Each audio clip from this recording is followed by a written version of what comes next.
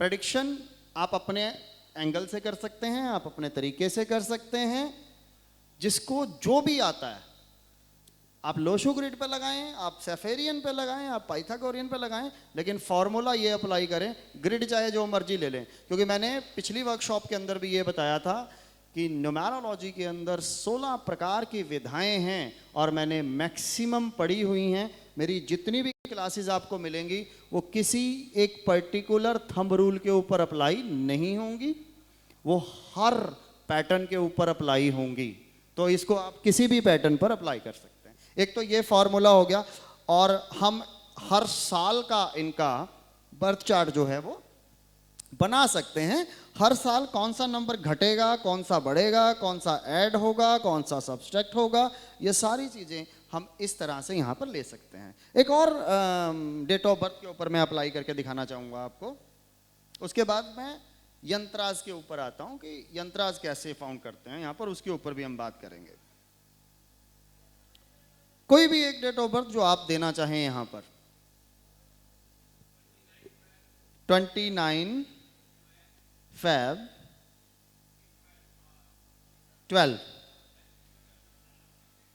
1962, right. ये एक date of birth हमारे पास आई है। इनका जो मूलांक है वो हमारे पास 29 है। 29 से 11 और 11 से ये 2 बनता है।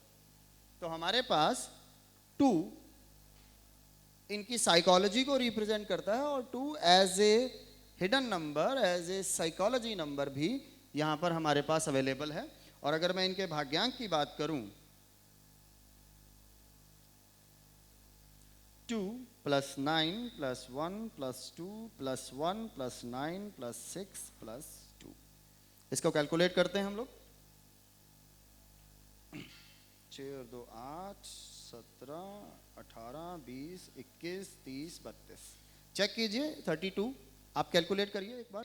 तो हमारे पास 5 number as a secret number यहां पर आ गया, राइट। तो 2 कॉम्बिनेशन हुआ। इनका जो कॉम्बिनेशन है हमारे पास 2 और 5 का आ रहा है। और अगर मैं इनका बर्थ चार्ट बना लूं, 29/12/1962 का अगर मैं बर्थ चार्ट क्रिएट करता हूं,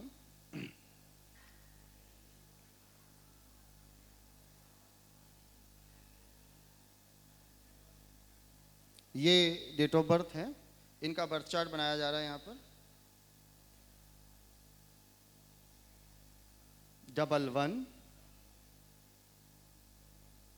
1 2 3 1 2 3 6 9 99, सॉरी।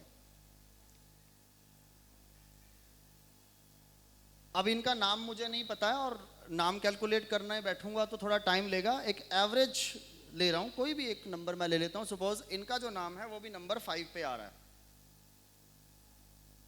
मैंने एक एवरेज लिया, सिर्फ एक एग्जांपल सेट करने के लिए, क्योंकि नेम की कैलकुलेशन यहां पर करनी पड़ती है, तो नेम का नंबर आप इसमें ऐड करेंगे। मूलांक कितना था? 2, मैंने एक 2 और ऐड कर दिया यहां पर। और भाग्यांक था 5, मैंने एक 5 जो है वो और ऐड कर दिया यहां पर। तो ये एक बर्थ चार्ट इनका बन जाता है। लेकिन अब वो जो 2 डिजिट्स वाला फॉर्मूला मैंने आपको यहां पर बताया, उसको अप्लाई करें। ये 11 जो है, इससे एक 2 और मिल गया, ठीक है। तो यहां पर देखिए 22 22, ये 2 पेयर्स बन रहे हैं। इस 2 के साथ कोई पेयर नहीं बन रहा, इसलिए मैं इसको छोड़ रहा हूं।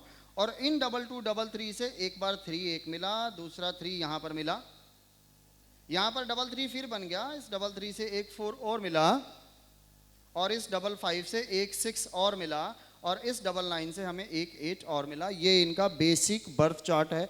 अगर इनका नाम 5 पर आता है, तो नाम किसी और नंबर पे आता है तो हम उसके अकॉर्डिंग कैलकुलेट कर लेंगे।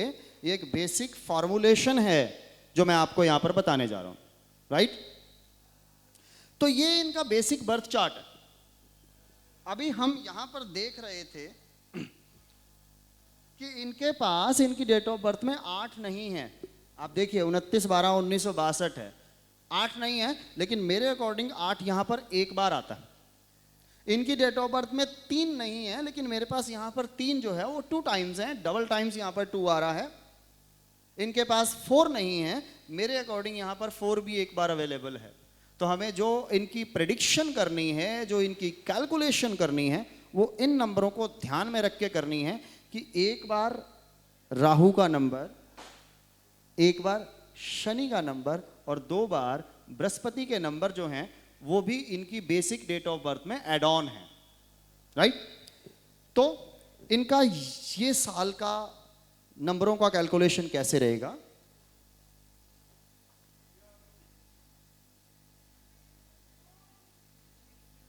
इस डेट ऑफ बर्थ में इनका पर्सनल ईयर निकालूंगा मैं। 2023 ही चल रहा है क्योंकि दिसंबर 2024 अभी तक नहीं आया है, तो हम 2023 की कैलकुलेशन यहां पर लेते हैं। ये बनेगा 3 और 2 5, 2 7, 3 10 और 11 21। पर्सनल ईयर आ जाएगा 3, राइट। तो एक 3 इस साल के लिए इनको एडिशनली मिल चुका है। सर कितने साल कंप्लीट हुए हैं आपकी डेट ऑफ 6 1, ओके।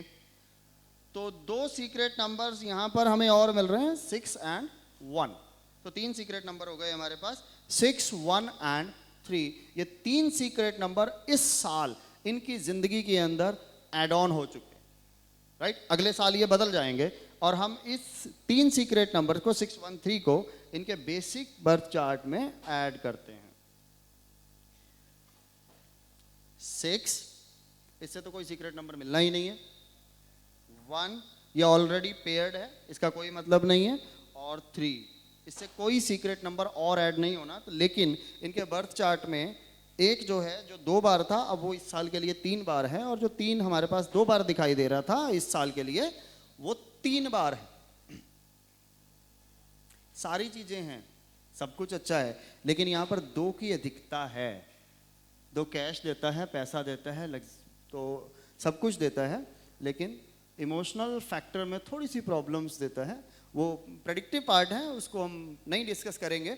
लेकिन जो भी कैलकुलेशन आप लोग करेंगे वो इस साल के लिए, यानी कि 29/12/2023 से लेकर 29/12/2024 तक की कैलकुलेशन इस बर्थ चार्ट के अकॉर्डिंग हो, ठीक है। तो यहां से हम हर साल का, अगर हमें नेक्स्ट ईयर का लेना है तो हम 2023 की जगह 2024 को कैलकुलेट कर लेंगे। वहां पर अलग से सीक्रेट नंबर आएंगे। जहां 1 इस साल सीक्रेट नंबर मिला है, 6 और 1, वहां 6 and 2 अगले साल के लिए इनको मिल जाएगा, ठीक है। और 3 जो सीक्रेट नंबर इस साल के लिए मिला है, अगले साल के लिए इनको सीक्रेट नंबर 4 मिलेगा। यानी कि 2024 से 25 के जो सीक्रेट नंबर होंगे वो इनके होंगे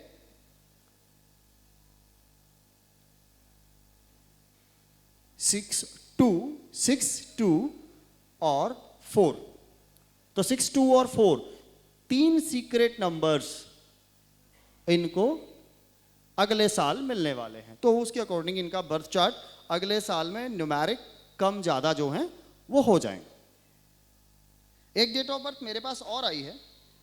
देखिए, कैलकुलेशन और प्रेडिक्शन आपने करनी है, ठीक है, लेकिन फॉर्मूला ये अप्लाई कीजिए। आपको रिजल्ट्स जो मिलेंगे ना, वो बहुत ही एक्यूरेट रिजल्ट जो हैं, आपको बहुत डेप्थ में जाने का मौका मिलेगा। आपको पता लगेगा कौन सा नंबर कितनी बार बढ़ गया, उसका क्या इफेक्ट आता है। मैं अपनी क्लासेस के अंदर खासकर इस टॉपिक के ऊपर खास फोकस करता हूं कि कौन सा नंबर कितनी बार आपकी डेट ऑफ बर्थ में आने से उसका क्या प्रभाव आपकी जिंदगी में रहता है। यह सबसे इंपॉर्टेंट टॉपिक है। अगर आपको ये नहीं करना आता ना, तो आप उसकी एनुअल प्रेडिक्शन नहीं कर सकते, क्योंकि ये हर साल बदलने हैं।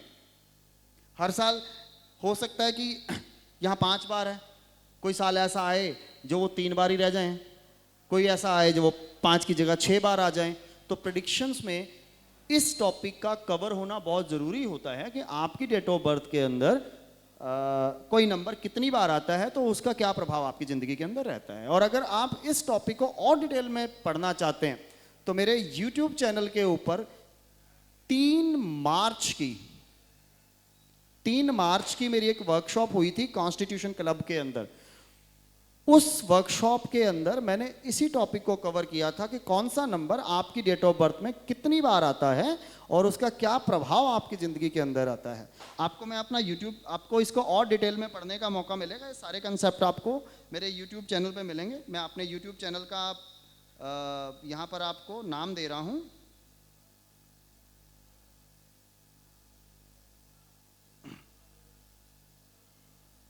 ये मेरे YouTube चैनल का नाम है एस्ट्रोलॉजर अश्विनी गौतम। इस YouTube चैनल की अगर आप प्लेलिस्ट में जाएंगे तो आपको 3 मार्च की वर्कशॉप के प्रॉपर जो हैं वो मिल जाएंगे वीडियोस, और उसमें मैंने इसी एक टॉपिक को कवर किया है।